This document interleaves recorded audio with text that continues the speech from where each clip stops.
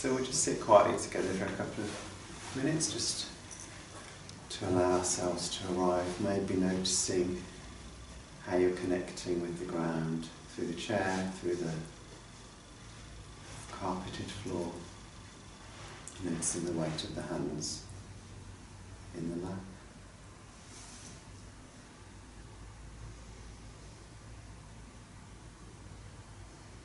Beginning to notice how you're breathing.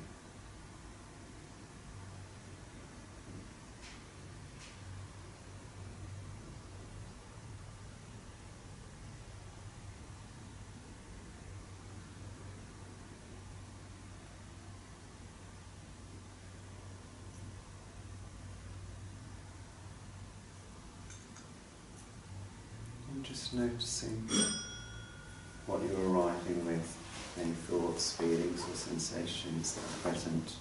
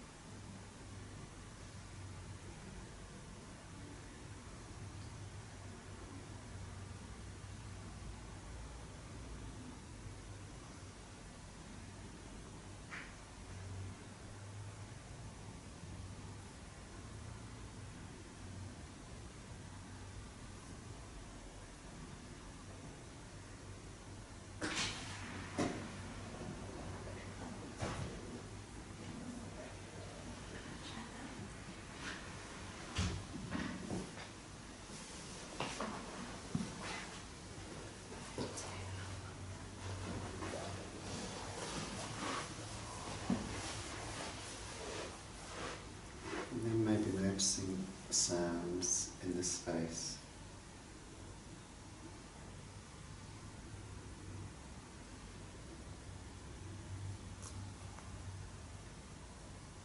In your own time, patting open your eyes, noticing your own fingers and toes, maybe give them a wiggle or have a shuffle around if you need to. Make yourself comfortable, maybe noticing other wiggling fingers and toes. Welcome, good morning.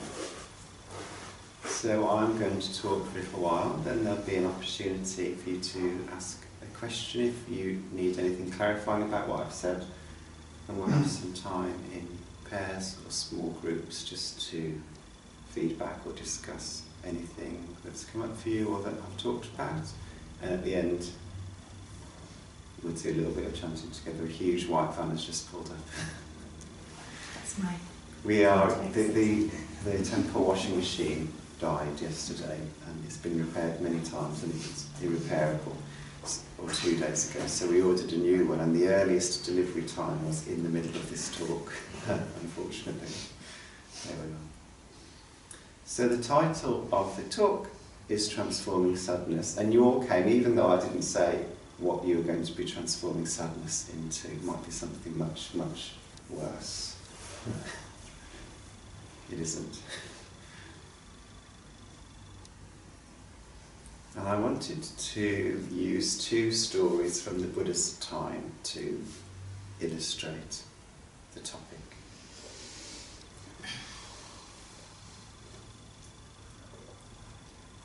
Which one will I start with, I wonder? I guess I'll start with the story of Patacara, whose name means goes without clothes or revels in nakedness. But this wasn't a given name. It would be odd to give that as a name to your child. It was a sort of cruel nickname that she developed after almost going out of her mind with grief. Originally, her name was something like beautiful person. I can't remember the Sanskrit word that it was, but that was the translation. But she became known as Patacara. And her story is that she was betrothed to marry somebody from the same caste background, but she fell in love with a servant, and she ran away with the servant, much to her parents' displeasure, because they'd arranged this wedding, and They sort of sorted all the details out, it was a good home, all of that stuff. Anyway, she went and lived with the servant's family. Time passed, she became pregnant. There was a sort of argument about whether it would be okay to go back to her parents' house to have the child there, as was the custom at the time. And her husband thought that her parents still wouldn't be accepting of her, and she thought they might have softened over time. But in the end, she ended up having the baby before she reached her parents' house. So she went back home, started to bring the child up. A couple of years later, becomes pregnant. Again, they have the same conversation, and this time they decide, well, enough time has passed now. Surely we can go back to your parents and they'll accept you. They must have gotten over this drama. And on the way back, a series of things happen to her. The first is that her husband, there's a big storm at night, and her husband goes to look for shelter in the forest and gets bitten by a snake and dies in the night. So that's the first loss. The storm has swelled the riverbank, so in this sort of grief-stricken state she decides, I'm still going to go and visit my parents, but they're on the other side of the river, which is now flooded. So I'll take my children across one at a time. So she takes the baby and lifts it above her head, carries it across the river, and a hawk comes and takes the baby away. She cries out, the toddler hears her crying out, thinks she's calling to him, runs into the river and gets swept away. So in the end of this 24-hour period, she's lost her whole family. Goes to the village where her parents live, finds that there's been a huge mudslide, and her parents' house has disappeared, and her parents are missing, also presumed dead. And she can't process this, understandably. And she also can't find a place to go with her grief. The community isn't particularly supportive of her. So she just withdraws completely into herself. She sort of shuts down, she stops feeling, she stops washing, eventually she sort of discards her clothes. Those things cease to become important. And she gets this nickname, Patacara, and she's sort of driven away from the village because what they see is a crazy person rather than somebody who's deeply, deeply suffering. Anyway, she wanders around for a while, some time passes, and she comes across where the Buddha is staying. And she starts to approach the campsite, if you like. It's not really a campsite, but where they're staying outdoors. And a couple of the disciples catch sight of her, and they think there's no way we're letting this woman to see the Buddha. She's not wearing any clothes, she's covered in dirt, it's not at all respectful, let's just shuffle her out of the way. But the Buddha happens to see, this is the Buddha Shakyamuni who lived 2,500 years ago. He sees this interaction and he says, whoa, don't be silly, let her come to me. And this is the crucial thing. He welcomes her as she is. He doesn't ask her to change. He doesn't ask her to put any clothes on. He just says, come here, come and sit with me and tell me your story. And he really means it.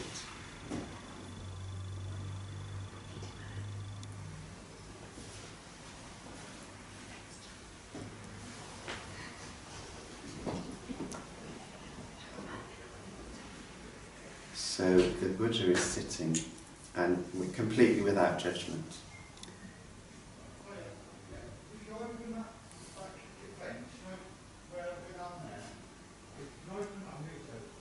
Let's just wait a moment.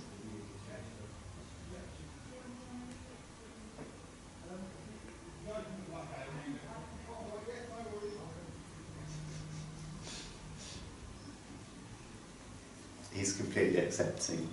And that's the thing that makes the difference. So she feels, oh, I can be myself here. And that shutting down starts to soften. Those defences that have really been protecting her from her own feelings start to relax. And she begins to feel the sadness. And this is the beginning of the grieving process in a way for her, is that she begins to feel what she hadn't felt before.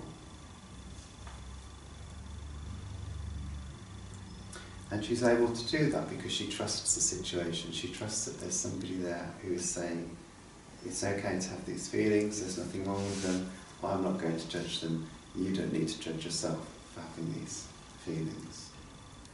In the text, the Buddhist text, it actually says something like, in the commentary this morning, the Buddha then explains the doctrine to her. And that wouldn't have worked on its own. You imagine somebody in this awful state coming and the mum sitting there going, well, let me tell you what the diagnosis is and how the philosophy works, that isn't going to land on its own. What lands is the fact that he opens his heart and welcomes her just as she is. And then what these days we might call psychoeducation, in my profession anyway, as a psychotherapist, giving her some context to what's happening and helping her make sense of the process that she's in. She's got a little bit of room to receive that because she's already started to soften and relax in this safe space. So that's one of the first things that I wanted to stress, the importance of trusting something, of having a safe space, a safe person, a supportive community. Or for us as Pure Land Buddhists, we have a trust in Amida, which is the sort of the continuing spirit of the Buddha that is available to us right now in this day and age. Even though the Buddha isn't physically present, there's still something that we can relax into and lean into and trust and take refuge in.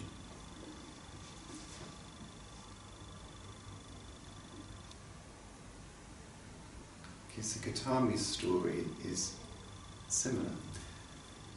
I often get them confused because they're both stories about grief, but I was pleased to discover this morning that actually in the very earliest written commentaries about these two stories, they also get the names confused, and it actually isn't clear which story happens to which person, so I was pleased not to be alone in my confusion. Kisogotami's story is very similar. She's from a noble family, she loses a child and she doesn't know how to process the grief. She's got enough wherewithal to know that she isn't processing the grief, that it's stuck in her. And to know that part of her is refusing to believe that it's happened. She's in denial. Another part of her can see you need some help with this process. So she asks around and somebody says, oh, well, the Buddha is staying not too far away at the moment, and he's pretty good with people. Why don't you go and see him and ask for his advice? So she goes and sees the Buddha, and he says, great, thank you for coming to see me. Your grief and your stuckness are both really welcome here. This is implicit in, it doesn't say that in the text actually, I'm drawing that out myself based on my own experience of working with people with emotions and stuck emotions. What he actually says to her is, go back into the village that you came from. There's a magical cure for what you're experiencing. And the secret ingredient is a mustard seed from a house that hasn't experienced loss. Go back into the village and see if you can find me a mustard seed from a house that hasn't experienced loss. 2,500 years ago, medicine wasn't as advanced as it was today. And people, of course, tended to live all together as families. So what she discovered as she went from house to house is that there wasn't one. Every door that she knocked on and asked for this, they would say, oh no, we lost a parent, we lost an aunt, we lost a brother, a sister, a child. And through this process she realises, oh, I'm not alone in my suffering. And that begins the process of relaxation that allows her grief and sadness to begin to move through her and become something else. And again, I think if the Buddha had only said that to her, it wouldn't have made any difference. She'd have gone, what are you talking about, mate? But because of the presence that he had in that moment, because he welcomed her just as she was, because he accepted her completely, all the different parts of her, and because he was confident that he could do something to help her, those two things together enabled what he said to land. So again, it's the importance of trusting, of taking refuge in something, of having something that enables you to feel a little bit safer. Sometimes Satya uses the analogy of when you're in a cold room. This is a cool room today, it has been cold. When you're in a cold room and you've got a blanket wrapped around you, if somebody comes and just takes the blanket off you, that isn't a helpful intervention. If somebody comes in and puts the heating on, as you warm up, you take your own blanket off. So this is about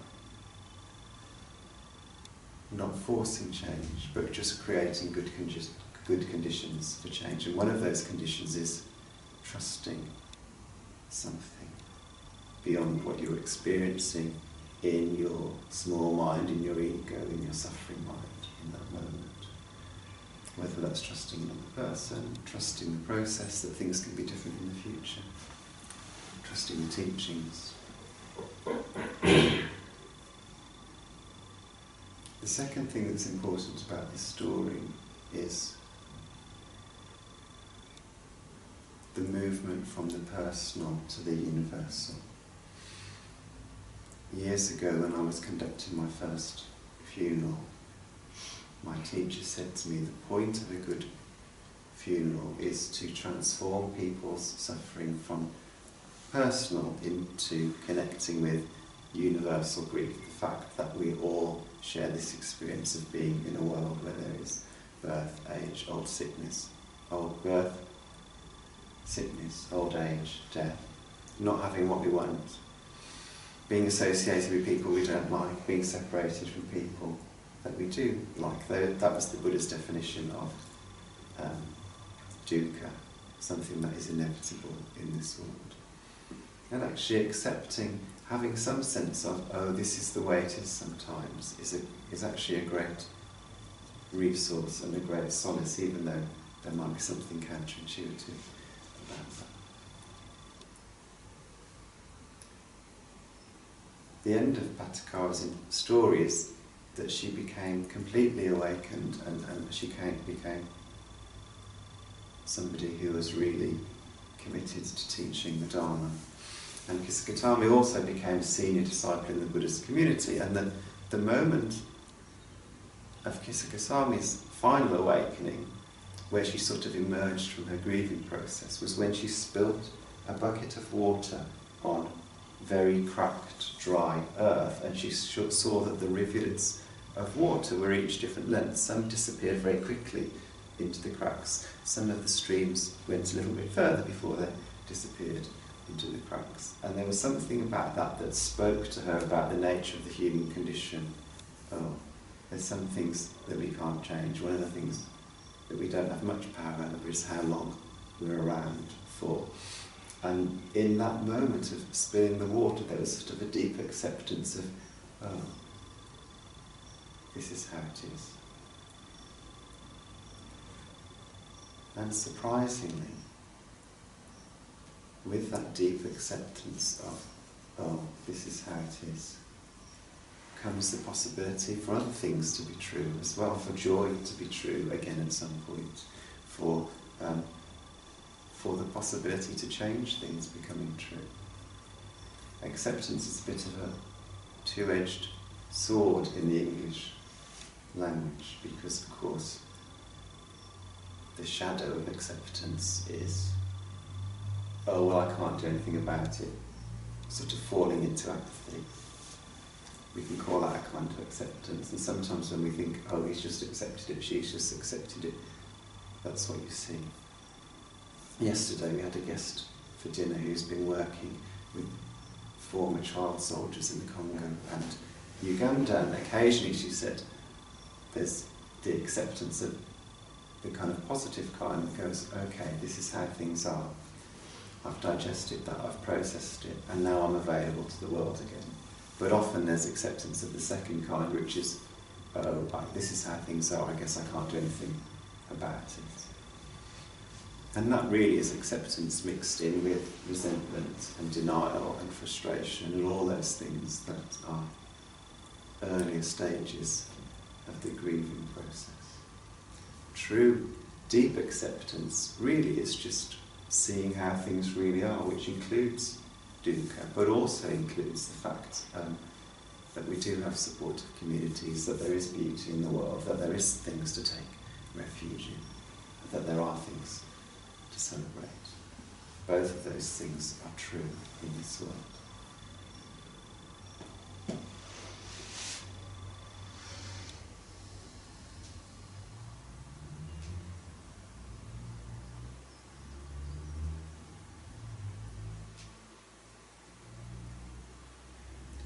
And I'm talking about loss and grieving rather than, I suppose, because any example of losing something isn't necessarily a person, but usually we're sad when we've lost something. It might be something physical, it might be an opportunity, it might be a relationship. All of these can be understood in the same way as a grieving process. And actually, sadness is an appropriate response to many of these things. There are things which are deeply sad in the world. The danger with this process is like Patacara and Kisogotami, that we get stuck in it. And the way out of getting stuck is hinted at in their stories, having somewhere safe to go, having support, taking refuge. But also, when you trust that it's okay to allow your feelings to come up, whether because you've got somebody beside you who's very steady, or because you've got a sense of another power in the universe, like Amida Buddha, that's very steady, or just a sense of Carl Rogers, the founder of person-centered therapy, said the facts are friendly. This idea that actually being with the truth always leads to good results. Then we start to settle in and just notice, oh, this is how I am right now. And often that noticing is enough. This is how I am right now. This is how I am right now. This is how I am right now. And as we do that, we notice subtle changes happening all the time. And in that act of noticing and moving into the witness state, begins to allow things to shift and change of their own accord. The human mind, the human body, prefers to be in a healthy state, prefers to be in a state of groundedness, of acceptance, of clear seeing, of being relaxed. And a relaxed body is the one that's using the least energy.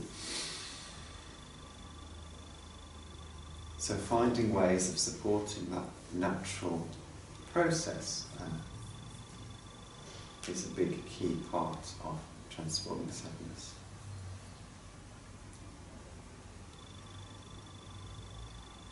Maybe I'll just touch on briefly what we do, the key practice that we do here, which is called Nembutsu. Nembutsu literally means remembering the Buddha, or being mindful of the Buddha. And we do it through reciting the name of a particular Buddha, Amida, who is the red Buddha in the tanka, the hanging next to the mirror, and also is depicted on the peacock chest at the back of the room. And Amida Buddha is really just the idea that there is a wholesome energy that is compassionate and wise, that inspired the Buddha, that is also available to us in this lifetime.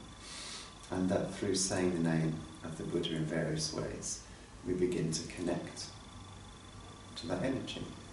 We begin to lean into something beyond our small mind, beyond our egoic mind. And trusting that that is true, or remembering that we've had some experience of being received by that if we have, or trusting other people's experience of being received by that, steadies us and allows us to become more intimate with our own process, and becomes easier to notice, this is how I am, this is how I am, because there's a sense of, it's safe to do this here because I'm connected to something that accepts me just as I am.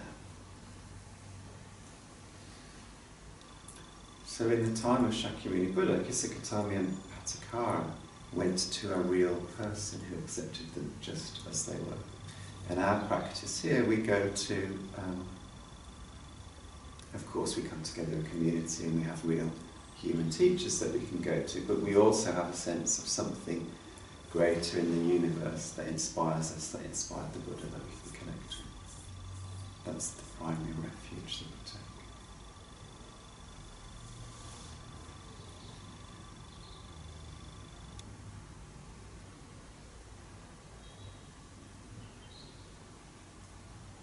I suppose the last thing I want to say is something about just how it is to be human. It's not like we get to the end of a process and go, oh, I'm sorted now, I'm never going to be upset again. It's more like something that's continually shifting and changing, like a river, and sometimes the river banks open wide and the waters become still, or it flows into a mill pond and there's nothing at all moving, hardly a ripple on the surface. And sometimes we go into a place where there's big rocks, or the bank's narrow, there's a waterfall. And that's how it is to be alive and be human. Taking refuge, having a sense of something supporting you, allows you to relax in that process. And of course, if you're relaxed, then you just float on the stream. And sometimes you enjoy floating in the still waters, and sometimes you kind of float down through the rapids. But if you're relaxed, you might get a bit bruised on the way, but being relaxed is the position that you're least likely to break anything in. I'm not recommending going down rapids, just floating on your back, literally. But there is something about that image which, that's what we're working towards, really, not becoming somebody who doesn't feel anything or think anything or experience anything, but becoming more graceful in that process, more fluid.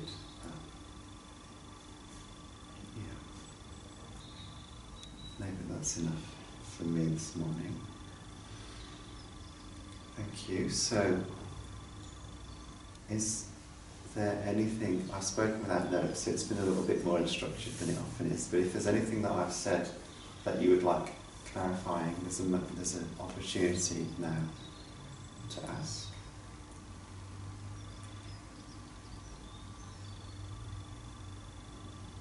Great, I mean, I'm always contactable as well if anything comes up once you've left here. But now I suggest that you turn to the person next to you or find a partner and just have an opportunity to take about 10 minutes to debrief, just to share, and you can share, as much.